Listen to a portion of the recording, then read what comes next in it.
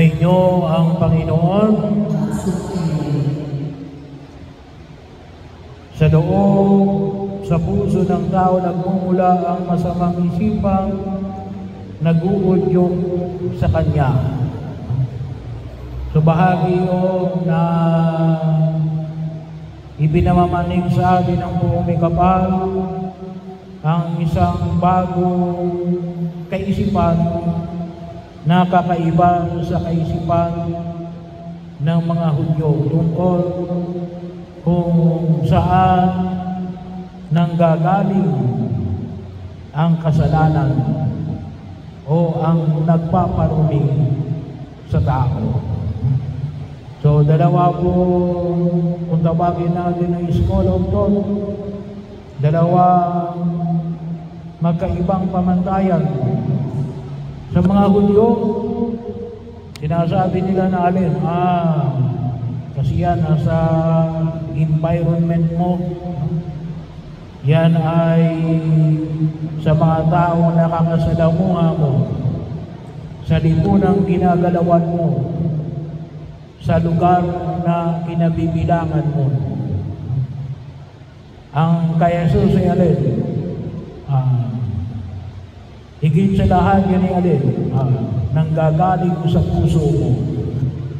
Kaya ka nakagagawa ng kasalanan sapagkat in-entertain ng puso mo. Bahagi yun. So, pagkakataon na makita ko natin ang pagkaunawa. Alam nyo nung ang una kong assignment pagpusin, yung una kong official na appointment ay sa seminaryo. Yan sa seminaryo natin sa San Pablo City. Ewan ko lang kung kayo nakapunta dyan. Ako ay naging procurator at saka prefect of discipline. Sabi ko nung una, maigi pa rito. Kasi pag pumunta kayo sa seminaryo, pagpasok niyo doon, malayo sa kabahayan. Medyo ngayon, medyo marami ng tao. Pero malayo pa rin, kasi malawak yung kapaligiran. So, ang makikita mo lang doon ay alin? Hindi yung mga kapwa mo pari na nagtuturo doon. May mga lay na mga professor, mga seminarista, yung mga nagluluto, naglilinis ng kapaligiran. Kung hindi ka lalabas doon, sabi ko nga yun ay pinaka-safe kasi walang tukso.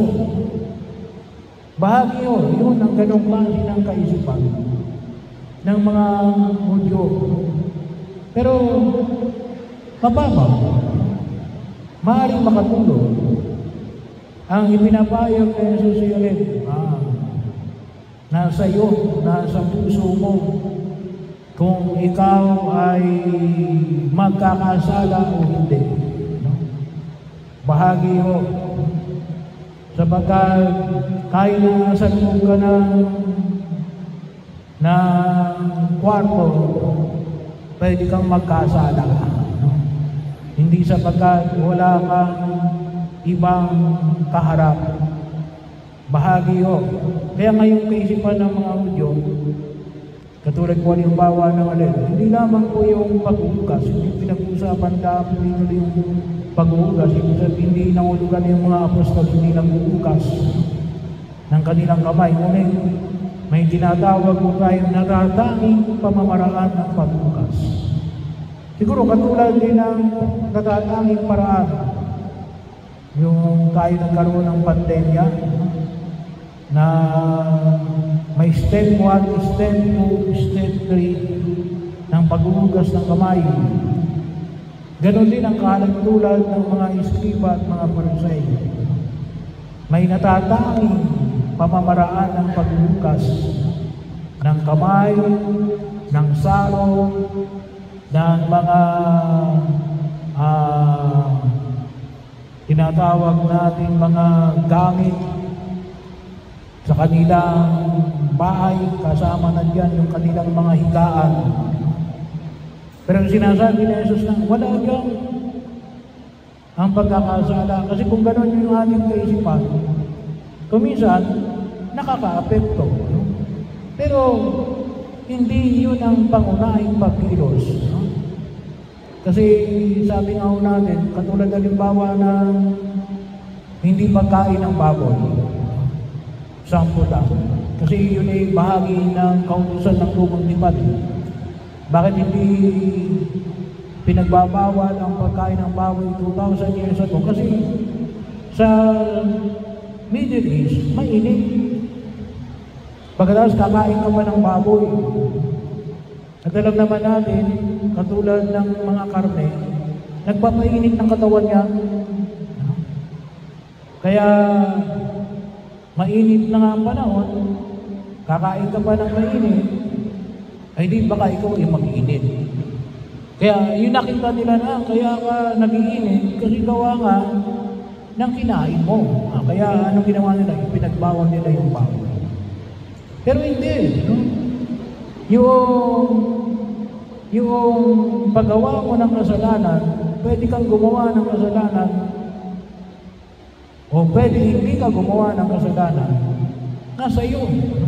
Mainit man o hindi.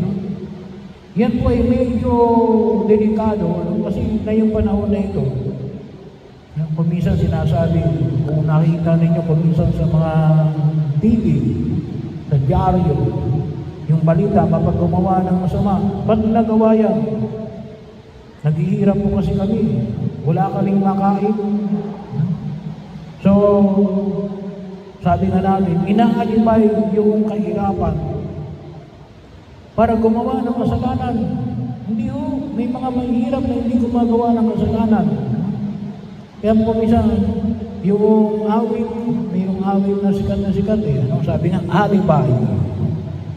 Hindi pwedeng mag-aalibay ka lamang pagkatapos hindi mo magiging responsable sa kasalanan na ginawa mo. At yun ang nais na ipahayag ng Panginoon kapal. Na yung pagkakasala mo o yung pagpili mo laban sa kasalanan o pagpili mo kay Jesus para sa kabanalan ay higit na sa iyo. Siguro may porsyento. May porsyento yung nasa labas, pero maliit lang yun. Nasa iyo pa rin. Nasa iyo pa rin kung ikaw ay gagawa ng kabanalan o gagawa ka ng kasalanan. At yun ang nais na ipaiwagin ng may kapal. Kaya ano kailangan? Ingatan natin yung ating mga puso. Paano natin maingatan yung ating mga puso? Isang bahagi yun na kung saan nilin. Sabi nga, may itulad natin sa puso ni Maria. Ang kalinis-linisang puso ni Maria. Hilingin natin ang matuloy tayo maging katulad ng puso ni Maria. Ano yung gagawin? Nawa, masanay tayo na piliin si Jesus. Masanay tayo na huwag piliin ang paggawa ng kasalanan. At hilingin natin sa tulong ng mahal na Birhen Maria. Lalo-lalo na saan? At tinatawag namin acts of piety. Magnobinaryo. Lalo-lalo na ngayon, tayo ay nagnobinaryo sa karangalan ng mahal na Birhen Maria, ang ating patron, na ipinagdiriwang natin kung ano mang uri ng panalangin. Acts of charity, kawang-kawa, sa pamagitan ng ating pagtulong. At saka tulad na lumawa ng alin, acts of sacrifices. So bahagi yun. Kung halimbawa tayo ay tayo ay gusto natin kumain ng kumain, anong pwede na? Magsakripisyo. Tigilan natin yung ating sarili. Ialay natin sa Diyos.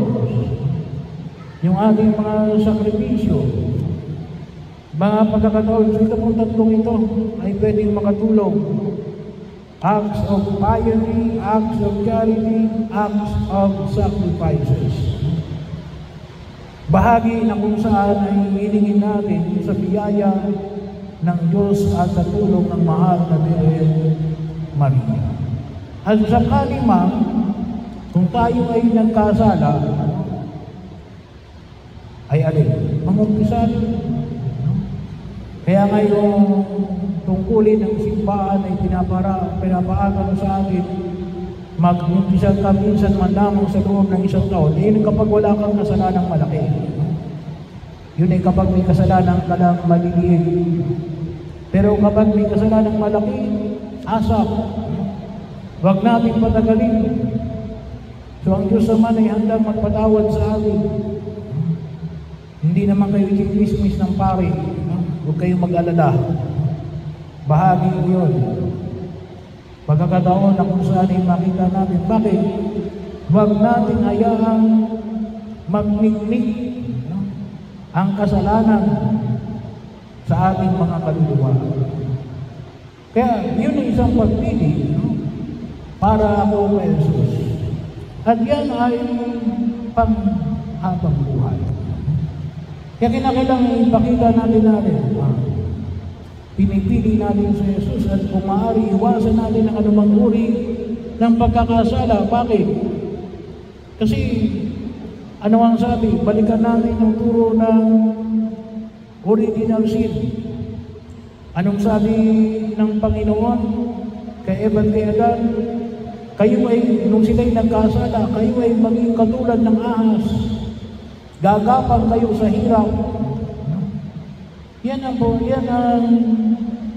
ang trabaho ng kasalanan. Pahirapan tayo. Ang dulot na Jesus ay alin?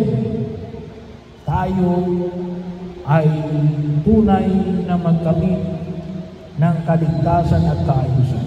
Kaya mag-ingat din tayo. No? Kasi yung demonyo, matalino yan. Sasabihin niyan sa atin alin, gawin mo ito, makabubuti sa iyo. No? Pero hindi. Sa oras na ikaw ay magkasala, nasabihin na halimbawa, ano mang uri ng kasalanan, sabihin ng demonyo na makabubuti sa iyo yan, napaka-number 1 ng kasinungalingan ang makikita natin sa demonyo. Maliwanag na alin, yan ay igagapag din natin sa pagkilos natin sa daigdig na ito. Kaya, bagaman nandiyan palagi ang sakramento ng kumpisal, pagsumikapan natin na ang piliin natin ay si Jesus at ang turo niyang kabanatan. Ano mang sitwasyon na pinabibilangan natin, nawa pagsumikapan natin. Kapag nasanay tayo na labanan ng kasalanan, kahit saan tayo ilagay, ay makikita natin na alin na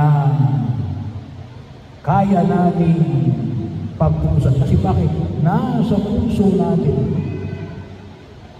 ang magiging sanhi ng pagkakasala o ng kabanatan. Hilingin natin kay Jesus, ingatan ang ating mga puso.